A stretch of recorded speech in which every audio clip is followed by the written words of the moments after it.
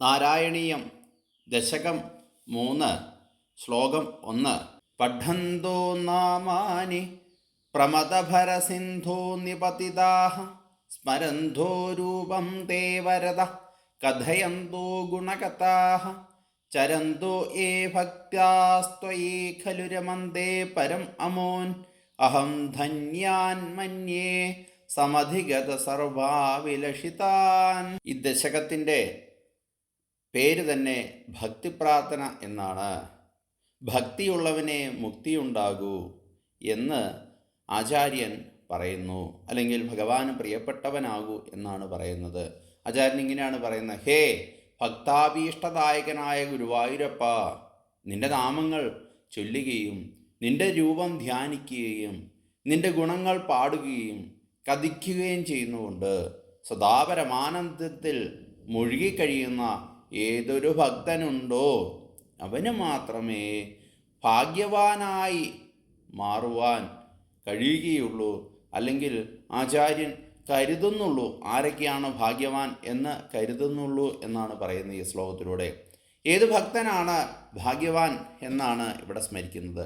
ഭക്തി 9 വിധമാണെന്നും ആ 9 വിധ ഭക്തിയിൽ കൂടി ജീവിതം നയിക്കുന്ന ഭക്തനാണ് ഭാഗ്യവാനെന്നും ആചാര്യൻ ഉദ്ദേശിക്കുന്നത്. ഭഗവാന്റെ നാമം ഉച്ചരിക്കുക, രൂപം സ്മരിക്കുക, കഥാവതാരങ്ങൾ പറയുക, അല്ലെങ്കിൽ കീർത്തിക്കുക, അല്ലെങ്കിൽ സ്തുതിക്കുക, ഈശ്വര സ്മരണയിൽ ചരിക്കുക, അല്ലെങ്കിൽ ഭഗവാനാണ് സർവ്വതും എന്ന് വിചാരിച്ച് പ്രഹ്ലാദൻ്റെ കൂട്ട് സഞ്ചരിക്കുക തുടങ്ങിയവയെല്ലാം തന്നെ നവവിധ ഭക്തിയിൽ ഉൾപ്പെടുന്ന കാര്യങ്ങളാണ്. ആ ഭക്തി കൈവരിക്കുന്നവൻ ഭാഗ്യവാന്മാരാണ്. ഇത് ഭാഗവതത്തിലും അറിയിക്കുന്നുണ്ട്, അല്ലെ പറയുന്നുണ്ട്. ശ്രവണം കീർത്തനം വിഷ്ണോഹോ സ്മരണം പാദസേവനം അർച്ചനം വദനം ദാസ്യം സഖ്യമാത്മനിവേദനം. 7-ാം അധ്യായത്തിലാണ് പറയുന്നത്. ഇതി പുംസാർപ്പിതം വിഷ്ണു ഭക്തിശ്ചേ നവ ലക്ഷണം ക്രിയത്തെ ഭഗവത്യ അധ്യായനമന്യേ അധീതമുത്തമം എന്നും പറയുന്നുണ്ട്. അപ്പോൾ ഭാഗവതം 7ാം സ്കന്ധത്തിലാണ് പ്രഹ്ലാദൻ പിതാവായ ഹിരണ്യകശിപുവിനോട് പറയുന്ന കാര്യമാണ് ഇവിടെ ആചാര്യൻ സൂചിപ്പിച്ചിരിക്കുന്നത്. ഭക്തിക്ക് ആധാരമാണ് ഭഗവത് നാമം ജപിക്കുക, ഭഗവാന്റെ നാമം കേൾക്കുക, ശ്രവിക്കുക, ഭഗവാനെ സ്മരിക്കുക, അല്ല ധ്യാനിക്കുക, ഭഗവത് കഥകൾ പറഞ്ഞുകൊണ്ടിരിക്കുക.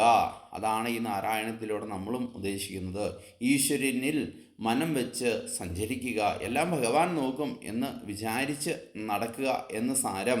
ഇതെല്ലാം തനിക്കും ചെയ്ത് നല്ല ഉത്തമ ഭക്തനാവാൻ എന്നെ അനുഗ്രഹിക്കണമേ എന്നാണ് ആചാര്യൻ ഈ പ്രാർത്ഥനയിലൂടെ ഭഗവാനോട് അപേക്ഷിക്കുന്നത്.